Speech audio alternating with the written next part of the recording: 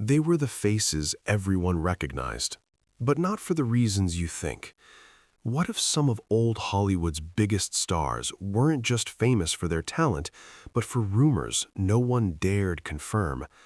Behind the charm, the suits, and the perfect screen image, there were whispers, stories that never made headlines but never disappeared either. And the deeper you go into these legends, the more one question starts to surface. How much of it was myth, and how much was real? Errol Flynn. Yeah, before the myths. There was the man who made them believable. Errol Flynn didn't follow the Hollywood lifestyle, he defined it. Adventure, excess, constant motion. His life felt less like a career and more like something unfolding in real time. And people noticed that immediately, not gradually, not over years, almost instantly, because nothing about him felt restrained. His confidence wasn't subtle. It wasn't carefully measured or shaped for approval. It was visible, unfiltered in a way that most stars of that era deliberately avoided. And that openness created something unusual. It gave people material. Stories began to form early, some exaggerated, some denied, some never fully explained, but all of them pointed toward the same idea, that Flynn wasn't separating his on-screen image from his real life. He wasn't switching roles when the camera stopped. He was living it. And that blurred line made everything more believable, because when someone doesn't hide their behavior, people assume the stories must be true. Flynn didn't correct the narrative. He didn't try to reshape it or protect it. He allowed it to grow naturally, without interference. And that growth turned into something larger than fact, because repetition creates belief. The more people heard the same kind of story, the less they questioned it. And once doubt disappears, myth takes over. Over time, the man and the myth became inseparable, not because everything was proven, but because everything felt consistent. And that consistency made Flynn something different from everyone who came after him. Not just a star, not just a personality, but the original blueprint.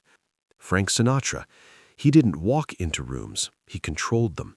Frank Sinatra's influence wasn't built on performance alone, it was built on presence, a kind of authority that didn't need to be explained because it was instantly felt. And over time, that presence started to create stories. Not dramatic, not exaggerated, just consistent. People noticed how conversations shifted when he entered, how attention moved toward him without effort, and that reaction built a reputation that went beyond talent, because control invites curiosity. There were always quiet discussions around Sinatra about his confidence, his relationships, and the way he carried himself in private settings. Nothing was ever confirmed directly, but nothing ever faded either. That's what made it stronger. Yeah, because when something isn't clearly defined, people continue to analyze it. His image wasn't chaotic like others. It was precise, deliberate, almost calculated in how it presented itself. And that created a different kind of intrigue, because instead of reacting to scandal, people reacted to presence. And over time, Sinatra became more than a performer. He became someone whose reputation was built not on what was said, but on how people responded to him without explanation.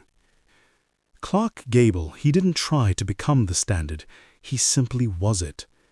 Clark Gable's presence didn't feel constructed. It didn't feel like something designed for the screen. It felt natural, almost effortless. And that's exactly what made people pay closer attention. Because when something looks too natural, people assume there's more behind it. Gable didn't rely on dramatic gestures or exaggerated charisma. His authority came from stillness, from the way he carried silence without losing attention. Yeah, from the way others adjusted around him without being asked. And that created something powerful. A perception, not built on headlines, not built on controversy, but built on consistency. People around him didn't tell shocking stories, they made quiet observations, the kind that sounded simple but stayed in your mind longer than anything dramatic ever could. Over time, those observations turned into assumptions, and those assumptions became reputation. Because when enough people notice the same thing, it stops feeling like coincidence. Gable became the reference point, the example others were measured against. And once that kind of image is established, it doesn't need reinforcement, it sustains itself. Because people don't question what feels natural, they accept it. And in Gable's case, that acceptance turned into something larger than fame, a presence that defined an era without ever needing to explain itself. Sean Connery. He didn't raise his voice, but he never needed to. Sean Connery's presence was built on control, not the kind that demands attention, but the kind that quietly takes it. Every movement felt deliberate, every word measured, every pause intentional. And that created a different kind of curiosity, because nothing about him felt accidental. From the moment he appeared on screen, there was an authority that didn't need explanation. And that same authority carried into his off-screen reputation. Subtle, controlled, but constantly noticed. People didn't tell wild stories about Connery. They made observations, small, specific details. The way he stood, the way conversations shifted around him, the way people reacted without knowing why. And over time, those observations formed a quiet narrative, one that didn't rely on exaggeration, because restraint creates focus. When someone reveals very little, every detail becomes more significant. Every movement holds weight. Every silence invites interpretation. And Connery understood that, even if he never said it. He didn't build intrigue through scandal. He built it through absence. And that absence made people look closer, because when something isn't explained, it becomes more compelling. And Connery's reputation wasn't something he announced. It was something people constructed on their own. Marlon Brando. It wasn't just presence, it was pressure. Marlon Brando didn't enter scenes, he shifted them. The energy changed the moment he appeared. Conversations felt different, silence felt heavier, and people didn't just watch him, they reacted to him, because there was always something unpredictable beneath the surface. Not controlled, not polished, not designed, just real.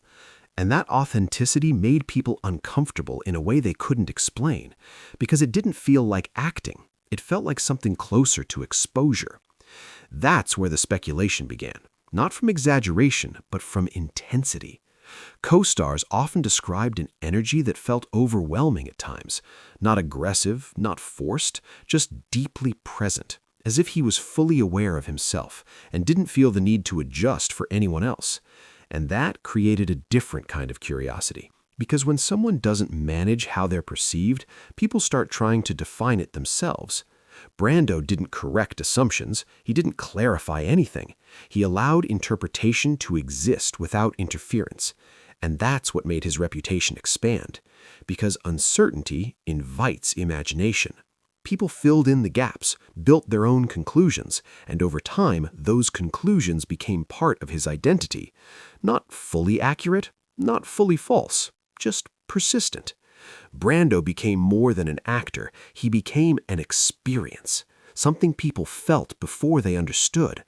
And once that kind of presence is attached to a name, it doesn't fade, it evolves. Paul Newman. It never felt obvious, and that's exactly why people kept looking closer. Paul Newman didn't carry the chaos or scandal that surrounded many of his peers. In fact, his entire image was built on control, measured, quiet, almost restrained. But in old Hollywood, that kind of restraint often created a different kind of curiosity. Because when nothing is exaggerated, people start noticing what isn't being said. Co-stars often described Newman as someone who didn't need attention to dominate a room. There was no effort in it, no performance, just presence. And that subtle confidence slowly built a reputation that never needed headlines to survive. There were no outrageous claims attached to him, but there were always assumptions. And those assumptions came from observation, the way he interacted, the way he carried silence, the way people responded to him without explanation. Over time, that quiet consistency became something more powerful than scandal, because mystery holds attention longer than confirmation. Newman never leaned into rumors. He never corrected them either. And that balance between visibility and restraint created a reputation that felt natural, not constructed, not loud, but impossible to ignore. Warren Beatty. The numbers sounded impossible, and that's exactly why people believed them. Warren Beatty's reputation didn't grow slowly. It expanded rapidly, consistently, almost beyond logic, moving through Hollywood in a way that felt impossible to contain. And that created a different kind of intrigue. Because when something sounds exaggerated, people don't ignore it, they investigate it. Beatty became associated with an extraordinary number of relationships, names, timelines, overlapping stories, all blurred into something that felt larger than reality itself. But no matter how extreme the claims became, they never fully disappeared. Instead, they adapted, shifting shape over time, because no one could clearly define where truth ended and exaggeration began. And that uncertainty kept the narrative alive. What made it even more compelling was his reaction. He didn't chase attention. He didn't correct assumptions. He remained calm, controlled, unbothered, as if none of it required explanation. And that silence did something powerful. It allowed people to build the story themselves, to connect the fragments, to draw conclusions without being guided. And when audiences create the narrative, they trust it more. Over time, Beatty stopped being just an actor. He became something less definable, a myth built on speculation, a reputation sustained not by confirmation, but by the sheer weight of repetition. Because when a story is told often enough, it begins to feel real. And sometimes, the more unbelievable a story sounds, the harder it becomes to dismiss. Jack Nicholson. It didn't feel like a performance. It felt like reality leaking through. Jack Nicholson never created a separation between who he was on screen and who he was off it. The same intensity, the same unpredictability, the same raw energy. It followed him everywhere. And that made people pay attention differently, not casually, carefully. Because there was always a sense that what you were seeing wasn't controlled. It wasn't shaped for public image. It was just him. That authenticity became the foundation of his reputation. Not built through mystery, not built through silence, but through visibility. People talked about Nicholson openly, his lifestyle, his confidence, his interactions. It all contributed to a narrative that didn't need exaggeration to grow, because it already felt extreme enough. And what made it more compelling was that he never pushed back against it. He didn't adjust his image. He didn't correct assumptions. He let perception define him. And over time, perception became identity. Because when someone lives without filtering how they're seen, people stop questioning the story. They accept it. And Nicholson became exactly that. Not just a character on screen, but a presence that felt too real to separate from the myth. Burt Reynolds. He didn't avoid the rumors. He made them part of the performance. Burt Reynolds understood something most actors didn't, that mystery creates curiosity, but confidence turns that curiosity into belief. And instead of stepping away from speculation, when he leaned just close enough to keep it alive, not confirming, not denying, just encouraging. His public image was playful, almost self-aware, but behind that humor was a very calculated understanding of how he was being perceived. He knew what people were saying, and instead of shutting it down, he allowed it to grow. That's what made his reputation expand faster, because it felt intentional. Interviews, appearances, even the way he presented himself, it all suggested someone completely comfortable with the narrative surrounding him. And that comfort changed how people interpreted everything, because confidence validates assumption. If someone isn't defensive, people assume there's nothing to defend, and Reynolds used that to his advantage. Over time, the line between personality and myth disappeared. What started as whispers turned into expectation, and expectation turned into identity. Not forced, not accidental, but carefully managed. And that's what made it different from others. Because Reynolds didn't just exist inside the rumor, he controlled how close people could get to it. And sometimes that control is what makes a story feel real. Elvis Presley, the reaction came first. The explanation never fully followed.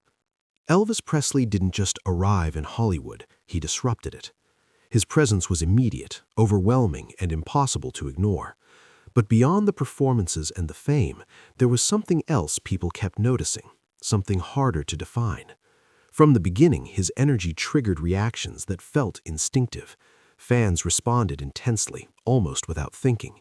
Co-stars observed quietly, trying to understand it, and insiders began to talk, not loudly, but consistently. There was a confidence about him, a natural presence that didn't feel practiced or constructed. It wasn't something he explained or promoted, it simply existed, and that made it more powerful. Because when something feels natural, people trust it more. Over time, those reactions turned into stories. Stories turned into assumptions, and those assumptions slowly became part of his identity. But what made Elvis different was how he handled it. He didn't try to control the narrative. He didn't shape how people saw him. He allowed it to grow on its own. He didn't confirm rumors, and he didn't deny them either. And that silence made everything feel more real. Because when someone doesn't defend their image, people assume it doesn't need defending, and that assumption builds belief. Elvis became more than a performer. He became a reaction, something people felt before they understood. And once that kind of image forms, it doesn't fade. It evolves, expands, and eventually becomes something else entirely, a legend that no longer needs explanation. The moment Hollywood stopped being just performance and started becoming legend. What started as whispers turned into legends no one could fully explain. And maybe that's the real story, how perception becomes reality over time. If this made you see old Hollywood differently, don't stop here. Like, share, and subscribe, because some of the most fascinating stories are still hidden, waiting to be uncovered in the next video.